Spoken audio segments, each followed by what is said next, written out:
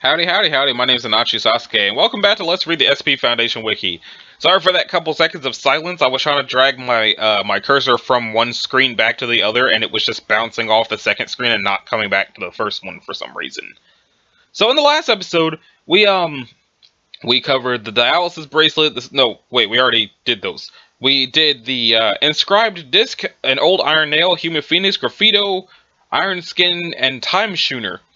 Now, last time I was expecting inscribed disc to be, like, not safe, but I was like, oh, I wonder what I get a keter, and I immediately got a keter from inscribed disc. So Chalkland, I'm going to take a guess and say would be Euclid, because if I have any kind of understanding about the rating system at all, it's that a whole dimension would be slightly difficult to contain. But if it's a whole dimension on one single chalkboard, like Chalk Zone, it might be safe.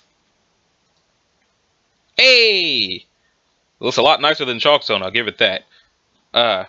Hey, the first thing is exactly what I just said, sort of. Due to difficulties inherent in containing 277, it has been placed under a level blank lockdown. Activities of the residents of 277 must be monitored by no less than blank embedded agents, and civilians are not to be aware of Foundation presence or influence. Any attempts to contact civilians within 277 will by those outside 277 must be investigated. Personnel must undergo psychological screening before being assigned to 277. SCP-277 is a moderately populated town in blankety-blank. The principal... Wait, what?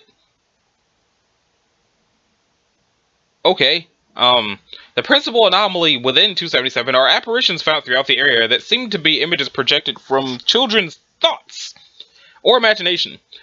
These are collectively referred to as 277-1. Incidents of 1 appear as figures drawn in white outlines with no physical substantiality of their own.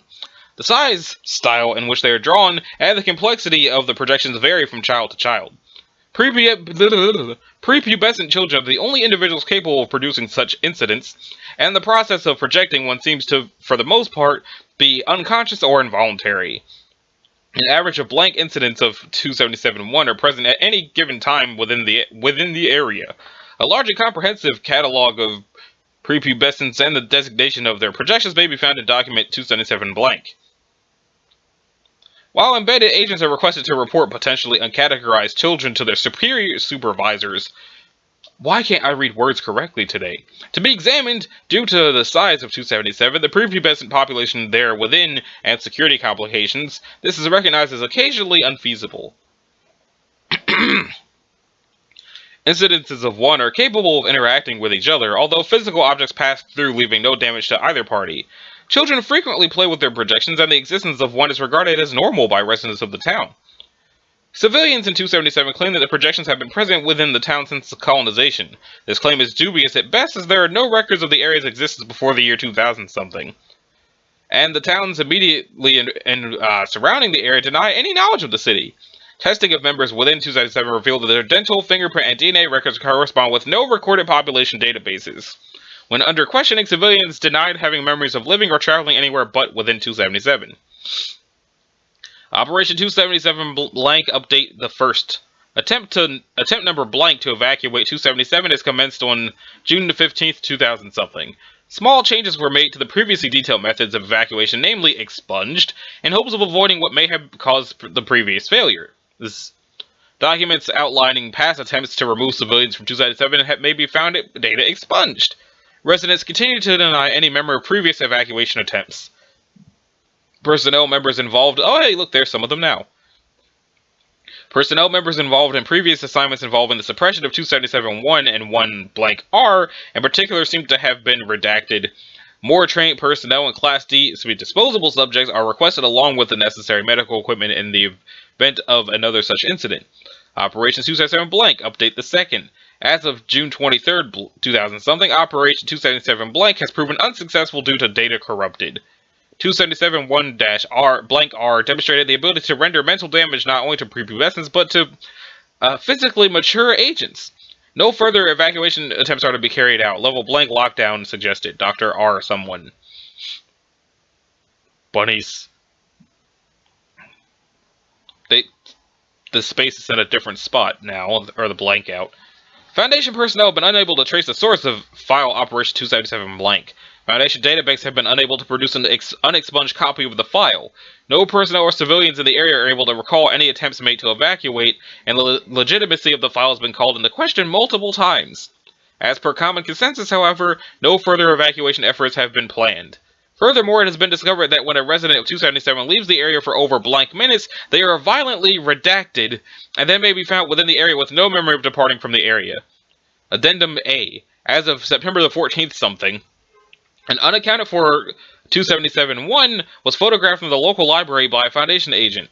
No one in the vicinity claimed to be responsible for the projection, as the appearance and actions of incidents of 277-1 are often telling of a child's psychological profile. Efforts are being taken to identify the owner of these projections designated 1R blank. Projections that match the image shown in drawing style or behavior are to be reported immediately. Addendum B. Sightings of projections that are similar to R blank have tripled in frequency since September the 23rd of 2000-something. On October the 5th of 2000-something, there were blank child casualties made by members of 277-R blank upon children's projections. See interview 227A for details. Update. 3 months following this incident, members of 277-R have vanished from the area. It is still unknown whether they were projections from a child or a manifestation native to 277 itself. Let me just open that because I feel like I should read that. Addendum C. Inquiries made to civilians regarding the incidents on the 5th of October have returned with mixed results. A number of the residents claimed that they had never witnessed such an occurrence before and expressed desire for Foundation officials to quickly identify and prosecute the perpetrator. Others claimed that similar events happen periodically every blank years. Personnel staffing 277 have expressed discomfort when dealing with members of the town. They smile too wide, as if this entire place is just a fairy tale, and that massacre was just a part of their happy ending. Okay, let's check out that interview. Right then, before we please begin at the point where you first saw the SCP-277 blank. Well, I don't know what gender Agent Davis is. Well, I was walking to the local diner at the end of my shift when I saw a cluster of them across the street. It would be helpful if you could include as many details as you can recall, Davis. They were in the form of rabbits. Most of those are for some reason. Regular kids imagine things from spaceships to magic beanstalks within an hour, but all I've seen drawn in that style are rabbits. They were huddled at a street intersection, watching the passing people and cars, I think. They don't move very much or play like the other sketches. That's what the personnel there have taken to calling them sketches. Mostly they watch others. You weren't alarmed by them? What? No, they were pretty common by then. They didn't really do anything hostile, so the hype about them had calmed down. Noted. Please continue. Right, well, after I walked by them, I heard this kid scream from behind me. A little girl, maybe 8 years old. She'd been playing with her sketch when I passed, this winged pony thing. So I turned around and one of the rabbits is on her sketch. I've never seen anything move that fast, and it was the closest I could think of as consuming it, while the girl was going into some type of seizure. I had trouble making sense of what I was seeing at first. It looked like one huge white scribble in the air. There was no helping the girl. I was holding her so she wouldn't hurt her head against the concrete, but I'm no doctor. More of the rabbits had reached other sketches by then, and those sketches too were being torn apart and the kids were all screaming. And according to the documents I've been given, this was happening all over town, right? That's correct. I unloaded a redacted load of shots into the thing, but of course that didn't help. Don't really know why I did that. They're all in comas now, aren't they, the kids? Yes, they are. I think that will be all, Agent Davis. One last thing. Yes? May I request to be transferred out of 277? You've already been reassigned to SCP blank. Thanks. Goodbye then, Doctor. Okay, so, it sounds like the bunnies feast on the other sketches, which messes up the kids. My interpretation of that is these sketches that no one knows where they're coming from periodically show up and eat the children's imagination by way of the sketches. So before we move on to the next one, we are going to watch the opening, the Chalk Zone, if I can find it. Opening. Since I don't have to worry about losing ad revenue anymore, I really don't care about if YouTube gets mad at me for this.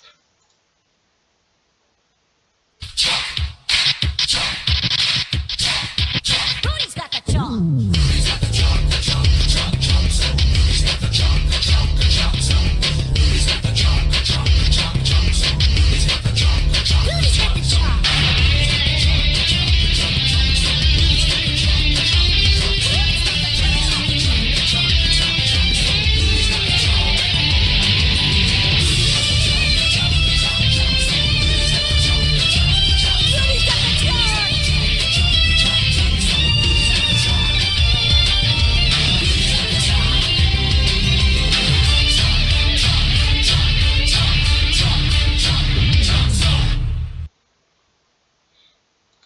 Moving on. Next up is a large mechanical spider. Let's say Euclid. It's safe! I guess it's not that big of a large mechanical spider.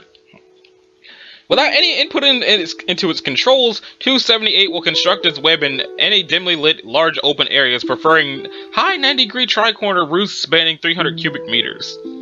Those personnel at its controls report that the ease of piloting 278 appears inconsistently simple in comparison to the complexity of mechanisms involved and the lack of any electronic guidance. Okay, so it's a large mechanical spider that you can pilot, but if you don't pilot, it just sort of makes a web. Okay, I guess that could be safe. I was thinking it was like a sentient, large mechanical spider that just does whatever the hell it pleases and eats people. Okay, so, 278 is a large mechanical robot made of steel, iron, and banyan wood, strongly resembling Idiops barkudensis, a type of Indian arachnid. Let's find out what that looks like. It's... images.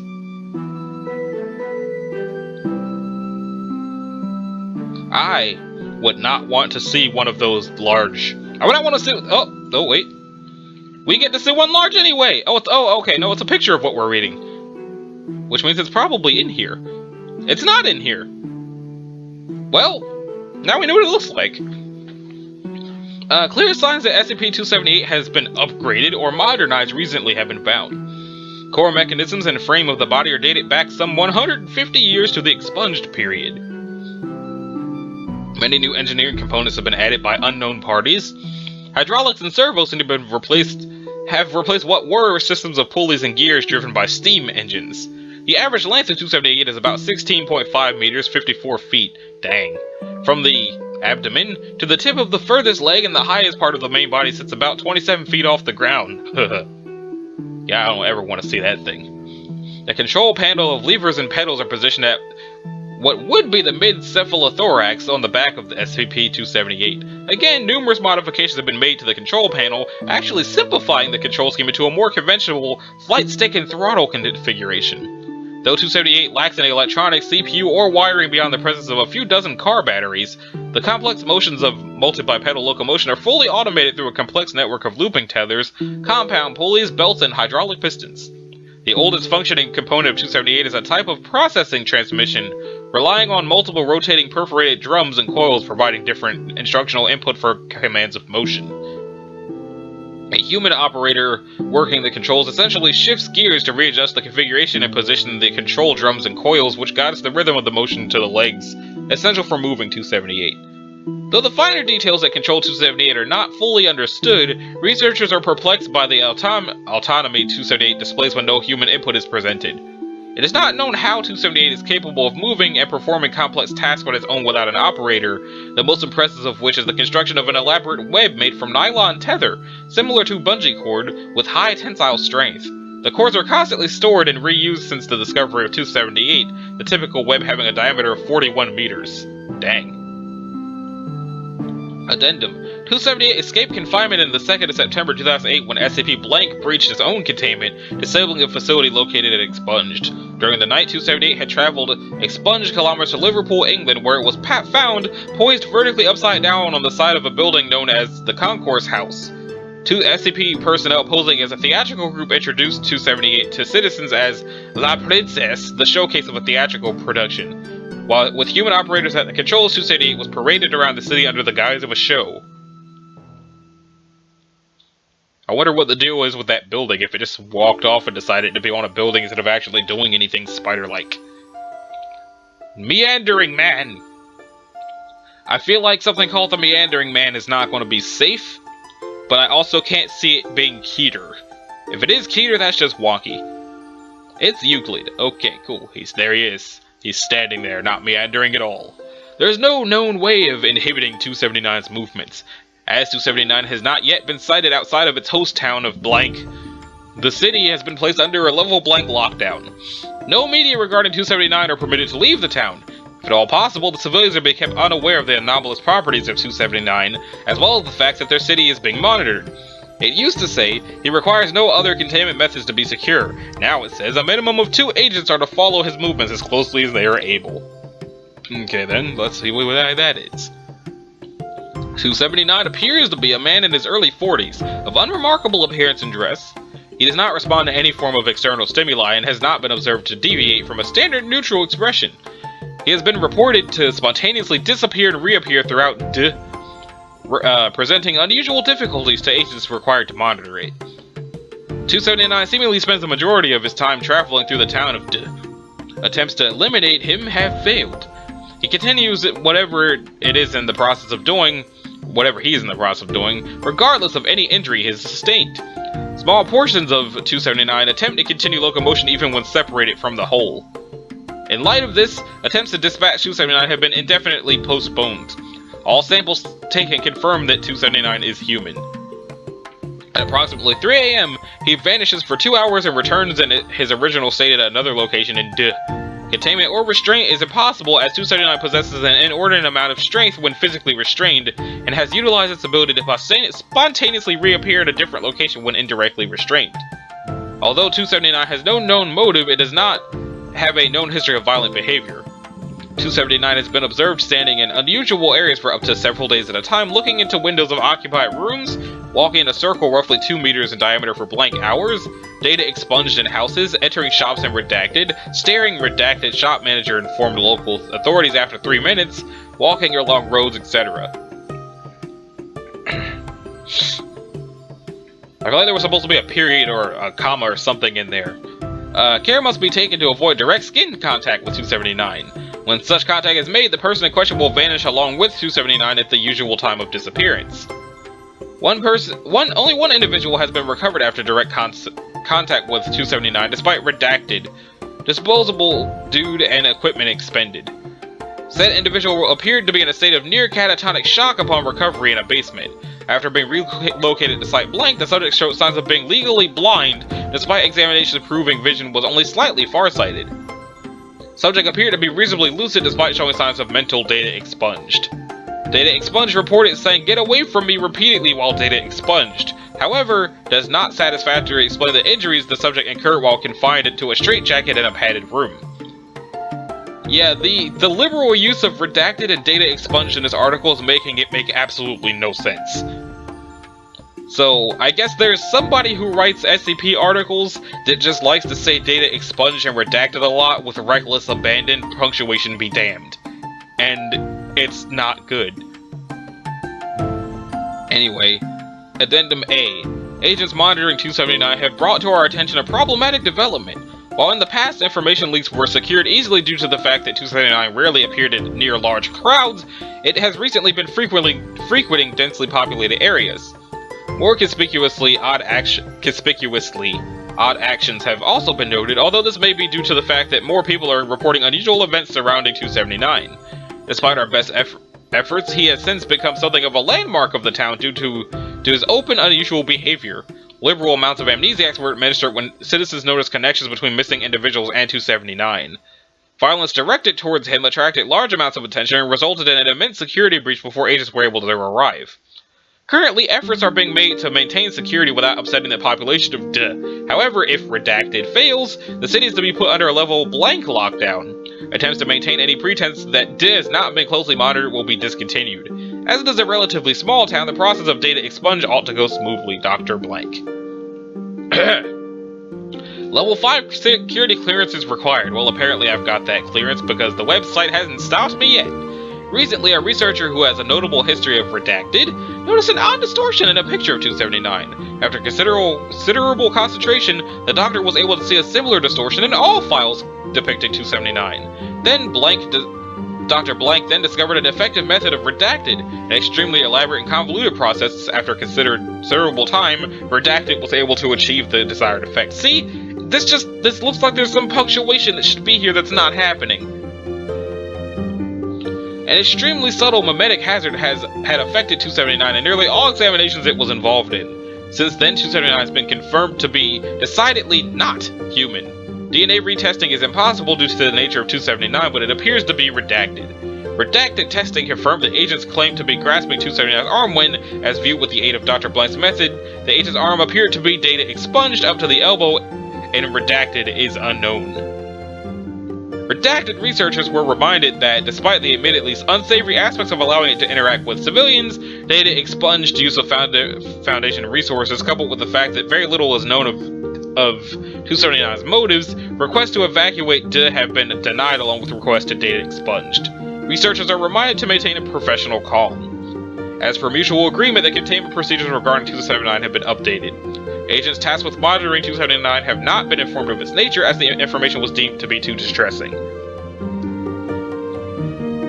Yeah, so...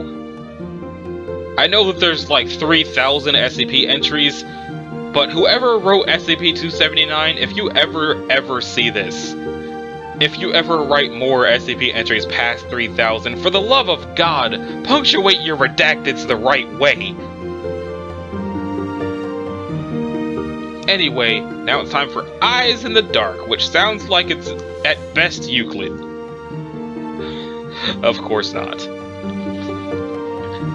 So then, SCP-280 is to be contained in a 5x5 meter cell, and no equipment of any kind is to be left inside when staff are not present. The containment area is to be kept in total darkness at all times. Any items taken into the containment cell must be removed by staff at the end of testing, and any staff entering into containment must wear infrared goggles and be equipped with an infrared ID strobe and a strong flashlight. In the event of a SCP-280 attack, all staff are to power on their flashlights and illuminate the subject under attack. No aggressive action is to be taken against SCP-280, and staff are to keep 1 meter from SCP-280 at all times.